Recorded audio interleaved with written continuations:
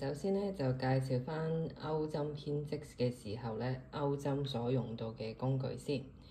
咁首先就右手邊呢度咧就係所有鈎針要用嘅工具啦。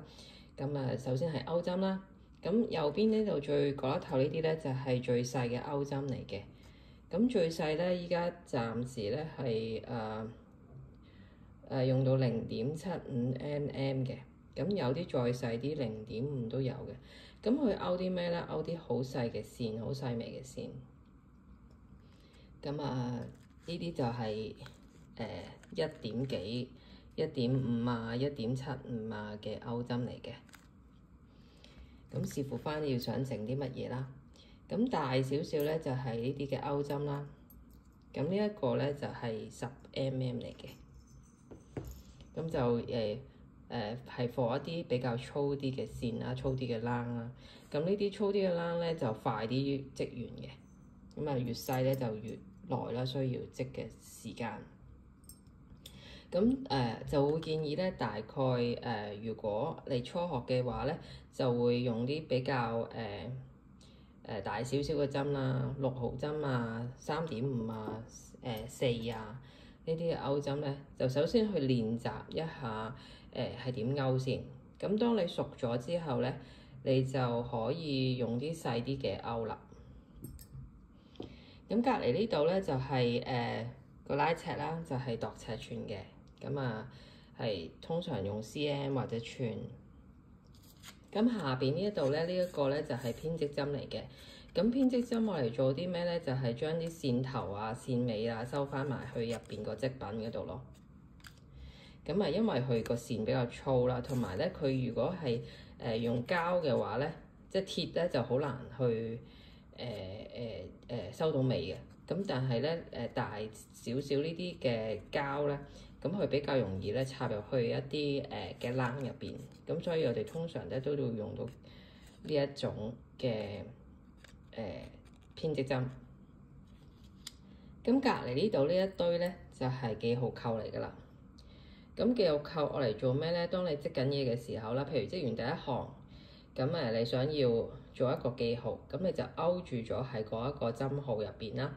咁然之後你再喺第二行嗰度繼續再織，咁你就翻轉頭嘅時候，你就知道邊一度係第一行，邊一度係第二行，咁樣去做翻一個記號嘅。咁呢個好緊要啊，因為咧，如果你冇記號針咧，你就好容易織錯針，漏咗針啊，又或者係 miss 咗一行咁樣嘅。咁呢一個咧就係鉸剪啦。咁越細啲鉸剪咧，你譬如你織一啲好細微嘅鈎織嘅織品啊、耳環啊嗰啲咧，咁要用啲細啲嘅鉸剪嘅。大鉸剪唔係唔得，因為你好容易剪爛。而呢一個咧就係鈎針嘅記號嘅尺嚟嘅。咁假設譬如好似呢一個咁樣啦，呢個係6mm。咁我譬如假設我呢條鈎針咧，因為佢好舊啦，咁連呢一行嘅字咧都冇埋嘅時候咧，你又唔知呢一個係幾多 mm 喎，咁你就可以去度咯，去揾咯。譬如呢啲，插唔入喎，咁肯定唔係4啦，咁就去揾大啲啦。5.5都唔得喎，6就啱啱好啦，咁就知道呢個係6mm咯。咁而呢一個下邊嗰行咧就係幾多 mm 咁嘅意思啦。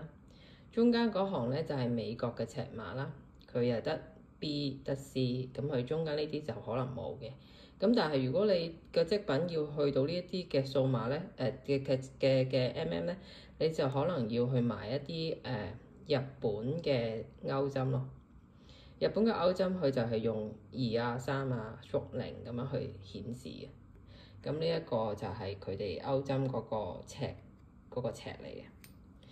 咁而呢一個咧就係個密度織片嘅尺嚟啦。咁咧側邊呢啲咧就係棒針嚟嘅，唔係鈎針嚟嘅。就係插個棒針落去睇下佢究竟係幾多 mm 嘅。咁而中間呢一個正方形咧，就係我哋所講嘅密度積片啦。呢度咧就係尺，唔係，sorry，呢度係寸，呢度就係 cm。咁係你可能咧就見到出邊你可能有啲書啊，或者係人哋YouTube 啊啲片啊，佢會話俾你聽嗱，依家我寫整嗰件衫，佢個密度積片咧係幾多乘幾多咁樣啦。咁通常咧就慣例咧就係10cm乘10cm。咁喺呢一個正方形格入邊咧就去數啦，嗰個針數係有幾多？咁而嗰個針數幾多咧？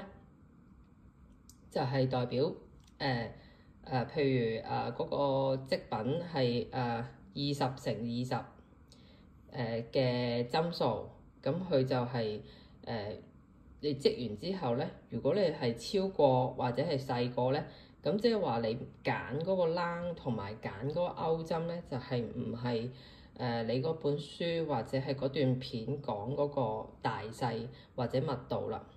亦都咧有好多時咧，就係你嘅手咧嘅鬆緊度，你好緊張，咁你就整得好密啦，好緊啦，咁佢就影響咗成個織品嘅密度係幾多乘幾多㗎。